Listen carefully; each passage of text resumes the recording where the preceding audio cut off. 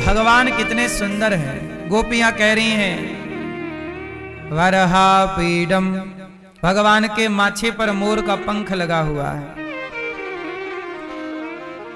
दुल्हा लग रहे हैं भगवान। कानों में कर्णयो कर्णिकारम, कनेर का पुष्प शोभा पा रहा है। भगवान के अधरों पर बांसुरी रखी है। गोपियां बोली अरे बांसुरी तू कितनी भाग्यशाली है, भगवान के होंठों से लग करके कितना सुख पा रही है। गोपियां यहां भगवान की सुंदरता का वर्णन कर रही, कितने सुंदर अधरों पर बांसुरी, घुंघराले से बाल, भगवान की एक एक छवि का वर्णन गोपियां कर रही हैं। भगवान कितने सुंदर हैं, गोपियां कह रही हैं वाह प्रभु। एक दिन सारी गोपियां यमुना जी में गईं और सारी गोपियां नहा रही थी, स्नान कर रही थी। तभी गोपियों ने स्नान कैसे किया, सारे कपड़े उतार दिए और गोपियां हो गई निर्वस्त्र और जाके नहाने लग गई। भगवान कृष्ण ने देखा कि सारी गोपियां निर्वस्त्र होके नहा रही हैं। भगवान को लगा ये तो मर्यादा के खिलाफ काम हो रहा। तब भगवान ने एक लीला की। क्या लीला की? चीर हरण लीला। कौन सी लीला? गोपियों के वस्त्र चुरा लिए भगवान। क्या चुराए मेरी मां? गोपियों के कपड़े चुरा लिए। अब सारी गोपियां स्नान कर रही हैं, एक दूसरे के ऊपर जल फेंक रही हैं। एक समय था कि भारत के सभी लोग नदी तालाब में ही स्नान किया करते थे। ये वॉशरूम वगैरह घर के अंदर वाला सेटअप कहां था पहले? क्यों? हमारे देखते देखते सब आया है। आपके देखते देखते आया होगा सब चीजें। हमारे देखते देखते सारे लोग, गांव के सभी लोग तालाब में नहाते थे, नदी में नहाते थे। मेरे को याद है। देखते देखते तेजी से बदलाव हो गया और नदी तालाब में नहाना खत्म हो गया। तो गोपियां भी नदी में नहा रही थी, पर तरीका गलत था, कपड़े उतार के नहा रही थी। भगवान ने देख लिया। भगवान को लगा कि आज हमने देखा है, कल कोई और देखेगा। तो भगवान ने उनको सबक सिखाने के लिए एक युक्ति निकाली। उनके कपड़े चुरा लिए और टांग दिए पेड़ पर, कदम पर। अब गोपियां नहा के बाहर निकली तो कपड़े नहीं, फिर घुस गई फुर्रत से वो पानी में। देखा कि हमारे कपड़े कहां चले गए, कौन ले गया, कहां चले, अब हम कैसे जाएंगे ऐसे घर। अब गोपियां तो बड़ी लज्जित सी हो गईं। तब ध्यान से देखा, अरे सखी देख हमारे कपड़े वो टंगे हैं वो पेड़ पर। एक सखी बोली जरूर ये नटखट कन्हैया की हरकत है, उसी ने हमारे कपड़े चुराए हैं। कन्हैया हमारे कपड़े लौटा दे हमें। कन्हैया बोले नहीं लौटाएंगे। तो गोपियां बोली तेरी मैया से शिकायत करेंगी। तो कन्हैया बोले जाओ कर आओ, जाओ जल्दी जाओ। बोले अभी कैसे जाएं? तो बोले शिकायत करने की धमकी दे रही हो तो जाओ कर आओ। गोपियां बोली कन्हैया ये शरारत अच्छी नहीं है, हमारे कपड़े क्यों चुराए तुमने?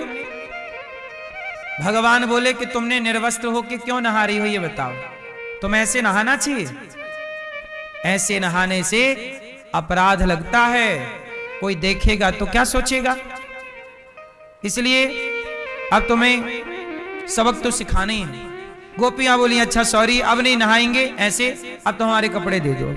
भगवान बोले एक शर्त पर, कपड़े लेना है तो बाहर आओ, बाहर आओ और कपड़े लेकर के जाओ।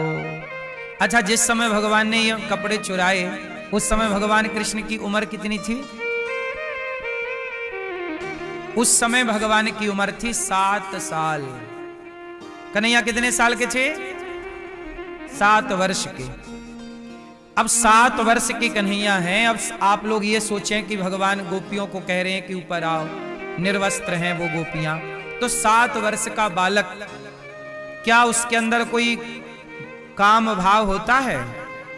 पवित्र होता है। इस दृष्टि से भगवान केवल लीला कर रहे हैं, लीला सबक दे रहे हैं, ऊपर आओ। अब सारी गोपियां बोली कि हम नहीं आएंगे, तो मत आओ। एक सखी जानते हो क्या बोली? एक सखी बोली अरे सखी ये जो कन्हैया है ना हमारा, ये भगवान है और इससे क्या छिपा है? कपड़ा हम पहने या ना पहने, ये तो कपड़े के अंदर का भी जानता है और मन के भीतर का भी जानता है, इससे छिपा क्या है। इसलिए चलो, सारी गोपियां अपने अपने गुप्तांगों पर हाथ रख करके वापस बाहर आ गईं। भगवान बोले ऐसे नहीं, पहले सूर्य भगवान को प्रणाम करो और अपनी गलती मानो, क्योंकि तुमने निर्वस्त्र होकर स्नान किया है। निर्वस्त्र होकर यदि आपने नदी तालाब में स्नान किया है तो वरुण देवता का पाप लगता है। ये जल है। जल क्या है? नदी तालाब में क्या है? जल। और जल क्या है? जल देवता है, वरुण देवता। तो देवताओं का तुमने अपराध किया है, इसलिए नहाओ तो मर्यादित नहाओ। हमारे यहां स्नान भी करो तो हर चीज में मर्यादा है। इसलिए हमारे यहां दिन भर हम लोग पृथ्वी पर चलते हैं, पांव रखते हैं, लेकिन सवेरे जागते हैं तो पृथ्वी माता को प्रणाम करते हैं। भाई पांव रखना हमारी मजबूरी है, लेकिन है तो माता। भाई नदी में नहाना हमारी मजबूरी है, पर है तो नदी माता ही हमारी। गंगा मैया है, यमुना मैया है हमारी। अब बताओ, मां की गोद में छोटा सा बच्चा तो नंग धड़ंग रहता है, पर अब कोई 25 साल का बच्चा नंग धड़ंग होके जाए अपनी मां के पास तो मर्यादित नहीं लगेगा। वही बच्चा छोटा होता है तो नंगा अच्छा लगता है, पर वही बड़ा हो जाए तो नंगा अच्छा, ये मर्यादा के विपरीत हो गया। वही मां है, वही बेटा है, कभी नंगा अच्छा लगता है तो कभी नंगा अच्छा नहीं लगता। कब लगेगा अच्छा, कब नहीं लगेगा, ये मर्यादा है। उसी तरह आप नदी में जाएं, तालाब में जाएं, पर मर्यादा में जाएं। आपने अपराध किया है गोपियों, इसलिए ये अपराध से मुक्ति कैसे मिलेगी? जब आप सूर्य भगवान से प्रार्थना करेंगे, यमुना जी से प्रार्थना करेंगे कि हमारे से अपराध हुआ, अब हम ये अपराध नहीं करेंगे। बाद में भगवान ने वस्त्र लौटाए, ये लो, और गोपियां कपड़े पहन के घर चली गई। अब भगवान ने कपड़े चुराए क्यों?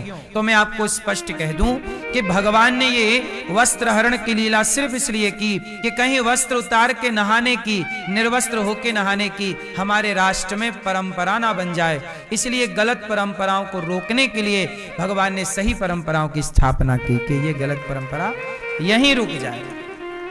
वरना आज गोपियां नहाई थी, कल और लोग नहाते, फिर और लोग नहाते, फिर निर्वस्त्र होके नहाने की गलत परंपरा बन जाती कि भाई वो नहाए तो हम क्यों ना नहाए।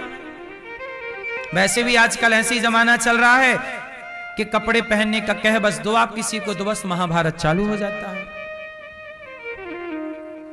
हाँ या ना? आजकल कपड़े उतार उतार के घूमने का फैशन है। और आपने पहले कपड़े उतारे थे दुशासन ने तो महाभारत हो गया था। आज कपड़े पहनने का मैं बोल देता हूं तो कुछ लोग महाभारत करने लग जाते हैं। तो जमाना बदल रहा है। आज के युग में आप नहीं बोल सकते कि कपड़े पहन लो। तो भगवान को पता था कि आने वाला समय कैसा हो सकता है, इसलिए मर्यादा का पाठ पढ़ा के गए हैं। अब उस मर्यादा में चलना हम सबका धर्म है। एक दिन भगवान गैया चराने चले गए। कहां गए? वृंदावन के पास, यमुना जी के पास भतरौण बिहारी हैं यहाँ पर। 84 कोस की यात्रा में सब दर्शन होता है। तो भैया भगवान चले गए यमुना जी के तट पे गैया चराने। अब हुआ क्या कि भगवान को लग आई भूख।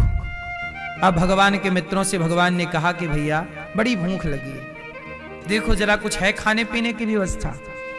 तो ग्वाल वाल बोले कि देखो आज तो हम घर से जो लाए थे खा लिया अपन सबने। अच्छा बच्चों को जल्दी जल्दी भूख लगती है, भगवान छोटे हैं, बाल रूप है, भूख लगाई। अब भगवान बोले कुछ है? बोले खा गए अपन लोग तो थोड़ी घंटे भर पहले खाए हैं, अब भूख लगी, अब क्या करें?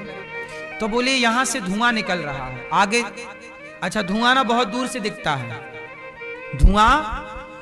तो एक जगह जंगल में यज्ञ हो रहा था। तो ग्वाल वाल बोले कि देखो वहां धुआं निकल रहा है, जरूर वहां किसी का घर होगा, और किसी का घर होगा तो हम कुछ मांग लेंगे, मिल ही जाएगा। तो वहां धुएं की ओर चले तो वहां देखा तो पंडित जी लोग यज्ञ कर रहे थे, स्वाहा स्वाहा स्वाहा। अब सारे ग्वाला हो गए खुश। पंडित जी यज्ञ कर, और पंडित जी भी आखिरी में आहुति काय की डाल रहे हैं? खीर की। स्वाहा, खीर स्वाहा। ग्वाल वाला बोले बाबा ओ पंडित जी खीर दे दो इस तरफ। अब पंडित जी सारे ग्वाला कह रहे हैं भूख लगी है, भोजन दे दो। पंडित जी बोले नहीं, स्वाहा लगा रहे हैं हम, हवन कर रहे हैं, चलो। अब यज्ञ के अंदर यज्ञशाला में बोलते नहीं है ना, तो बोल नहीं रहे थे, तो ऐसे बड़ी देर हो गई ग्वालों को। सारे ग्वाला बेचारे उदास मन से वापस गए। कन्हैया हवन हो रहा है, पंडित जी खीर की आहुतियां डाल रहे हैं, दे नहीं रहे हैं। भगवान बोले चलो हम चल रहे हैं, हमें भूख लगी। अब भगवान चले, गैया बछड़ा वहीं चल रहे हैं, भगवान गए। पंडित जी, अब भगवान बोल रहे हैं, पंडित जी राम राम। पंडित जी ओ पंडित जी बड़ी भूख लगी है, वो खीर जरा हमें दे दो, तुम स्वाहा लगा रहे हो, हम खा के करेंगे आहा। पंडित जी बोले अब देखो, जिन नारायण की आराधना कर रहे हैं पंडित जी, आज वो नारायण खड़े हैं द्वार पर कि हमें दे दो। पंडित जी नहीं दे रहे। अच्छा, यज्ञशाला के पास में ही पंडित जियों की पंडितानी रहा करती थी। ये जंगल में रहने वाले संत थे, गृहस्थ संत। पहले के लोग जंगल में यज्ञ हवन संत लोग करते रहते थे, तो पंडित जियों की पंडितानियां थी। तो पंडितानियों ने देखा कि सुंदर सुंदर बच्चे आए हैं, तो पंडितानियों ने बुलाया कन्हैया को, ए लाला यहां। पंडित जी की पंडितानियां बुलाई, भगवान गए। हाँ मैया, ओहो हो, पंडितानी का तो मन खुश हो गया, क्या प्यार से मैया कह रहा है लाला, ए लाला यहाँ। क्या नाम है तेरा? कन्हैया नाम है। अच्छा तू कन्हैया है, तो तेरी माँ कौन है? यशोदा। बाप नंद बाबा। ओहो, तू नंद कोई छोरा है? हाँ हाँ मैया। क्या चाहिए? अरे मैया बड़ी भूख लगी है, पंडित जी से मांगा खीर दे दो, स्वाहा स्वाहा कर रहे हैं, हम खा के आहा आहा करते, तो नहीं दे रहे हैं, भूख लगी है। पंडितानियों ने कहा एक काम करो, पंडित जी तो यज्ञ करते रहते हैं, आओ। अच्छा, पंडितानियों ने पंडित जियों के लिए भोजन बनाया था कि हमारे स्वामी आएंगे अभी यज्ञ करके, तो उनको भोजन, तो सबके घर में भोजन बन गया था। अब सारी पंडितानियां मतलब स्त्रियां, मातृ स्वरूपा स्त्रियों ने ग्वालों को, भगवान कृष्ण को गोद में बिठाया। देखो वो जान नहीं रही है कि भगवान है, लेकिन सोचिएगा यज्ञ करते ब्राह्मणों को भगवान का दर्शन नहीं हुआ, हुआ भी तो उन्होंने भगा दिया। यज्ञ करते ब्राह्मण भी भगवान को नहीं पहचान पाए, पर झाड़ू पोंछा चौका बर्तन घर का सामान्य काम करने वाली वो सामान्य सी स्त्रियां भगवान को पहचान गईं, और वो समझ गईं कि ये कोई बालक सामान्य नहीं है, ये तो भगवान के लक्षण लग रहे हैं। हमने बहुत बालक देखे हैं, इतना सुंदर बालक कोई इंसान का नहीं हो सकता, ये कोई इंसान थोड़ी है। अब सारी पंडितानियों को लगा कि भगवान है। अच्छा वो भगवान तो है ही, पर उन्हें लगने लगा कि भगवान है, और भगवान के भाव से पंडितानियों ने अपने हाथ से खिलाया खिलाया खिलाया खिलाया, खूब पेट भर भगवान खाए। और जब पेट भर खा रहे थे तब पंडित जी वहां यज्ञशाला, मतलब वो क्या कह रहे हैं, अरे भोग लगानी तो उनको खिला रही है। ओ पंडित जी जब हूं करें तो पंडितानी घूंघट कर ले उसकी तरफ, पंडित जी की तरफ, यहां खवाए लाला को, तुम करते रहो हाँ हूं हाँ हूं हाँ हूं हाँ हूं,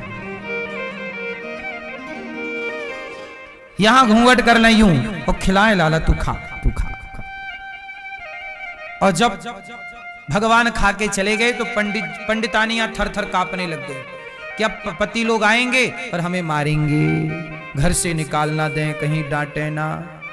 लेकिन जब पंडित जी यज्ञ करके लौटे तो भगवान ने जाते समय उन सारे ब्राह्मणों की ओर एक बार देखा और देख के मुस्कुरा दिया। और जब देख के मुस्कुराए तो सारे पंडित जी समझ गए कि जिस नारायण की उपासना हम कर रहे थे वो नारायण तो द्वार से आके खाली हाथ चला गया यज्ञशाला से। अब सारे पंडित जियों को समझ में आया कि ये भगवान है, और जैसे ही दौड़े भगवान तो गए। चले गए। और जब गए तो सारे पंडित जी आए और अपनी पंडितानियों के सामने लेट गए, अपनी पंडितानियों के पांव छू रहे हैं कि देवी तुम कितनी भाग्यशाली हो, हम यज्ञ करके जप तप करके उस ईश्वर को पहचान ना पाए और तुम झाड़ू पोंछा करके भी उस ईश्वर को पहचान गए। ना जाने किस रूप में नारायण मिल जाएं। पंडित जियों को बड़ा पश्चाताप हुआ और अपने उनकी पत्नियां डर रही थीं कि ये डांटेंगे मारेंगे घर से ना निकाल दें, पर वो सारे पंडित जी अपनी अपनी पंडितानियों के प्रणाम कर रहे हैं, पांव छू रहे हैं कि हमसे बड़ा अपराध हुआ, तुम कितनी भाग्यशाली हो, जगत के पालनहार को अपनी गोद में बिठाती हो, उन्हें अपने हाथ से खिलाती हो, हम यज्ञ करते भी ना पहचान पाए, तुम सामान्य से काम करती हुई भी पहचान गई। बस मेरी माँ, इसलिए कहता हूं कि सबसे बड़ी पूजा, सबसे बड़ा यज्ञ क्या है? किसी भूखे को भोजन करा देना, यज्ञ में आहुति डालना। यज्ञ में आहुति डालना जितना श्रेष्ठ है, उसे हजारों गुना श्रेष्ठ किसी भूखे के मुख में आहुति रोटी की डालना, मुख में रोटी की आहुति डालना, मुख में दाल चावल की आहुति डालना, किसी भूखे को पेट भर खिलाना, इससे बड़ी कोई आहुति और पेट भर जाने से बड़ा कोई यज्ञ नहीं हो सकता।